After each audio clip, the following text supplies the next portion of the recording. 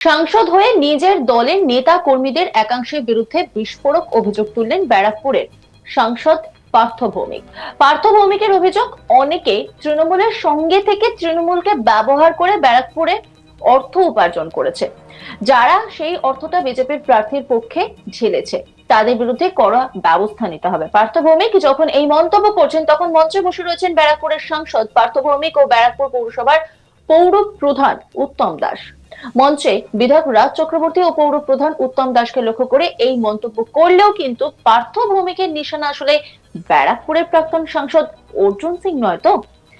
এই জল্পনা কিন্তু তুঙ্গে উঠেছে, কারণ নির্বাচনের প্রচারের সময় পার্থ ও অর্জুনের দ্বৈরথ দেখেছেন ব্যারাকপুরের মানুষ। প্রথম দিকে অর্জুনের কড়া আক্রমণে কোনো প্রতিক্রিয়া সেভাবে না দিলেও পরের দিকে অবশ্য প্রতিপক্ষ অর্জুনকে ছেড়ে কথা বলেনি পার্থ ভৌমিক। আর তাই ভরা মঞ্চে নিজের দলের বিধায়ক ও পৌর প্রধানকে লক্ষ্য করে একথা বললেও পার্থর নিশানা আসলে অর্জুন সিংই, এমনটাই জল্পনা রাজনৈতিক মহলে।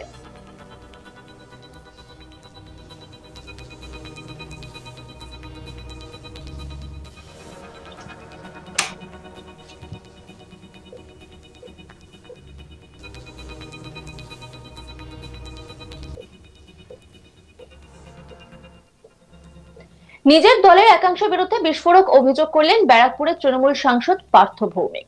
ব্যারাকপুরের বিধায়ক রাজ চক্রবর্তী ও ব্যারাকপুর পৌরসভার পৌর প্রধান উত্তম দাসকে উদ্দেশ্য করে পার্থ বলেন, অনেকে তৃণমূলের সঙ্গে থেকে তৃণমূলকে ব্যবহার করে ব্যারাকপুরে অর্থ উপার্জন করেছে। যারা সেই অর্থটা বিজেপির প্রার্থীর পক্ষে ঢেলেছে তাদের বিরুদ্ধে কড়া ব্যবস্থা নিতে হবে। তিনি এও বলেন, আমি তৃণমূলের একটা ছেলের জুতো খেয়ে নিতে পারি, কিন্তু আমি তৃণমূলকে ভাঙিয়ে বিজেপিকে অর্থ দিয়ে মমতা ব্যানার্জিকে অপমান করবে সেটা আমি সহ্য করব না। বৃহস্পতিবার 11 জুলাই সন্ধ্যায় ব্যারাকপুরে 21শে জুলাইয়ের প্রস্তুতি সভার মঞ্চ থেকে পার্থ ভৌমিক ঠিক এই মন্তব্য করেন। তিনি ঠিক কি বলছেন শোনাবো আপনাদের।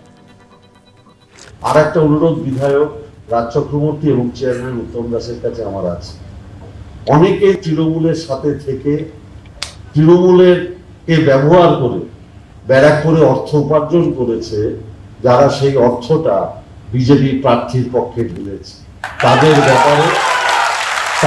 ব্যাপারে কড়া ব্যবস্থা নিতে হবে। আমি তৃণমূলের একটা ছেলের জুতো খেয়ে নেব, কিন্তু মমতা ব্যানার্জি করতে গিয়ে আমি তৃণমূলকে ভাঙিয়ে বিজেপিকে অর্থ দেবে, মমতা ব্যানার্জিকে অপমান করবে, সেটা আমি সহ্য করব না। আমি পরিষ্কার ভাষায় বলছি, এরকম 2-3টে নামের লিস্ট আমার কাছে আছে, আমি 18 তারিখ আপনাদের কাছে দিয়ে দেব, আপনি দয়া করে আপনারা কথা বলবেন। এদিন ব্যারাকপুর সুকান্ত সদন প্রেক্ষাগৃহে ব্যারাকপুর সাংসদ ছাড়াও উপস্থিত ছিলেন ব্যারাকপুরের বিধায়ক রাজ চক্রবর্তী, ব্যারাকপুর পৌরসভার পৌর প্রধান উত্তম দাস, উপপৌর প্রধান সুপ্রভাত ঘোষ সহ অনেকে। পুলিশের হাতে গ্রেপ্তার হওয়া আরিয়া দহের ত্রাস জয়ন্ত সিংকে না ছাড়া হলে সাংসদ সৌগত রায় বা বিধায়ক মদন মিত্রকে গুলি করে হত্যা করার হুমকি প্রসঙ্গে মুখ খোলেন তিনি বলেন, পুলিশ প্রশাসনের উপর ভরসা রাখতে পারেন। যে পুলিশ প্রশাসন বিহার থেকে দুষ্কৃতী ধরে আনতে পারে, সেই পুলিশ প্রশাসন নিশ্চয়ই এমন ধরনের ঘটনার সঙ্গে যারা যুক্ত তাদের বিরুদ্ধে কড়া পদক্ষেপ নেবে। কি বলছেন পার্থ ভৌমিক শোনাবো আপনাদের। এটা পুলিশ প্রশাসন দেখবে, নিশ্চিতভাবে দেখবে। যদি সৌগত রায় মদন মিত্রকে কেউ হুমকি দিয়ে থাকে, তাহলে নিশ্চিতভাবে এটা পুলিশ প্রশাসন দেখবে। আপনি পুলিশ প্রশাসনের উপর ভরসা রাখুন। পুলিশ প্রশাসন যদি বিহার থেকে জেল থেকে কাউকে নিয়ে আসতে পারে, কে হুমকি দিয়েছে সে ফোনটা ওরা বার করে নিতে পারবে। রীতিমতো কিন্তু আলোড়ন পড়ে গেছে রাজ্য রাজনীতিতে বলা যেতে পারে। এই ধরনের মন্তব্যের পর আরো বেশি কিন্তু নড়ে চড়ে বসেছে প্রশাসন বলা যেতে পারে। আর অন্যদিকে অর্জুন সিংকে আবারও নিশানা করছেন পার্থ ভৌমিক, যদিও নাম না করে। তবে এই যে কথাটা তিনি বললেন যে তৃণমূলের লোক তৃণমূলে কাজ করে কিন্তু তৃণমূলে থাকাকালীন টাকা নিয়ে বিজেপিকে সাহায্য করছে, তিনি কাদেরকে ঠিক নিশানা করলেন তা কিন্তু এখনো স্পষ্ট নয়। এই নিয়ে একটি রিপোর্ট তুলে ধরেছেন আমার কলিগ দীপক, দেখাবো আপনাদের। দলীয় কর্মসূচি ছিল, সেখানে তিনি উপস্থিত ছিলেন পার্থ ভৌমিক, এবং পার্থ ভৌমিক ছাড়া ব্যারাকপুরের রাজ চক্রবর্তী অভিনেতা তিনি ছিলেন, এবং ব্যারাকপুর পুরসভার চেয়ারম্যান উত্তম দাস সহ কাউন্সিলর যারা আছেন তারাও সকলে ছিলেন, এবং অন্যান্য যে সমস্ত তৃণমূল নেতা আছেন স্থানীয় তারাও উপস্থিত ছিলেন। এবং সেই সভা থেকেই একটি তাৎপর্যপূর্ণ মন্তব্য কাকে উদ্দেশ্য করলেন? ব্যারাকপুরের যে বিধায়ক রাজ চক্রবর্তী এবং ব্যারাকপুর মিউনিসিপ্যালিটির যে চেয়ারম্যান উত্তম দাস, তাকে নিশানা করলেন। তিনি কি বললেন?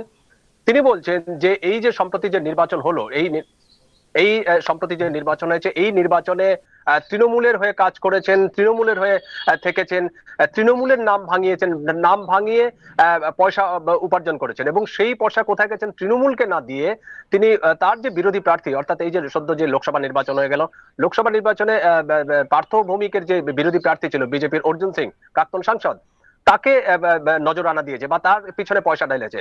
এবং আমরা দেখেছিলাম যে এরকম একটি অভিযোগও উঠেছিল যে এই সদ্য সমাপ্ত যে লোকসভা নির্বাচন হয়েছে সেই নির্বাচনে এরকম একটি অভিযোগ উঠছিল যে কিছু লোক, কিছু তৃণমূল নেতা বা দলীয় স্তরের যারা নেতা আছে, তারা তৃণমূলে থাকছেন, তৃণমূলের হয়ে কাজ করছেন, তৃণমূলের কে ভাঙিয়ে তারা অর্থ উপার্জন করছেন বা পয়সা উপার্জন করছেন, সেই পয়সা কোনোভাবে ঘুরে অর্জুন সিং এর কাছে চলে যাচ্ছিল।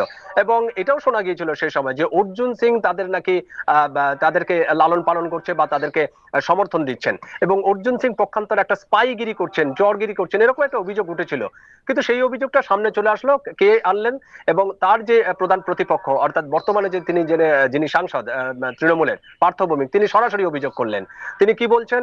যে যারা যারা এবং তাদেরকে নিশানা করে বলেছেন যে যারা যারা এরকম ধরনের কাজ করেছে, অর্থাৎ তৃণমূলে থেকেছেন, তৃণমূলের নাম ভাঙিয়েছেন, পয়সা উপার্জন করেছেন, সেই পয়সা ঘুরিয়ে অর্জুন সিং এর কাছে চলে গেছে, তাদেরকে চিহ্নিত করা হবে এবং চিহ্নিত করে তাদের বিরুদ্ধে যেন উপযুক্ত ব্যবস্থা না হয়।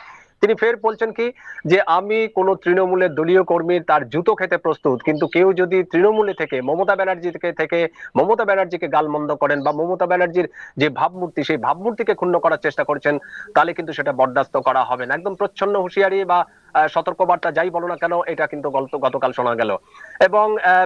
এবং পরবর্তীতে তিনি যখন সাংবাদিকদের মুখোমুখি হন, তখনও এরকম একটি মন্তব্য করেছেন। তিনি বলেছেন যে যদিও অফ দ্য ক্যামেরা তিনি বলেছেন যে আমি তো ভুল কিছু বলিনি, কারণ এরকম ধরনের অভিযোগ তার কাছে এসছে এবং কারা কারা এরকম ঘটনায় জড়িত তাদের লিস্টও নাকি তার কাছে আছে, এরকমও শোনা গিয়েছিল। এবং তো স্বাভাবিকভাবেই তার যে এই মন্তব্য যদি সত্যি হয়, সত্যি প্রমাণিত হয় এবং তাদের বিরুদ্ধে যদি ব্যবস্থা নেওয়া হয়, সেটি কিন্তু মানে অত্যন্ত তাৎপর্যপূর্ণ এবং সেটি মানে তার দৃষ্টিকোণটা হয়তো আলাদা হতে পারে।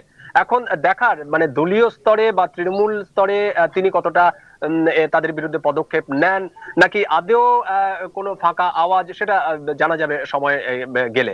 এবং আরেকটি মন্তব্য করেছেন, তুমি জানো যে এই যে জয়ন্ত সিং, যিনি আরিয়া দহের যে ত্রাস, তাকে ইতিমধ্যে গ্রেপ্তার করেছে পুলিশ, এবং সেই ঘটনায় তার মানে পুলিশি হেফাজত রয়েছে, পুলিশি লকআপে রয়েছেন বেলঘরিয়া পুলিশের, এবং তাকে পুলিশ লকআপ থেকে ছেড়ে দেওয়ার জন্য কিন্তু এলাকার যে সাংসদ, অর্থাৎ দমদমের যে তৃণমূল সাংসদ বর্ষিয়ান সৌগত রায়, তাকে ফোন করে হুমকি দেওয়া হয়, তাকে বলা হয়। নজর রাখুন আজ তাক বাংলার ইউটিউব স্ট্রিমিং এ।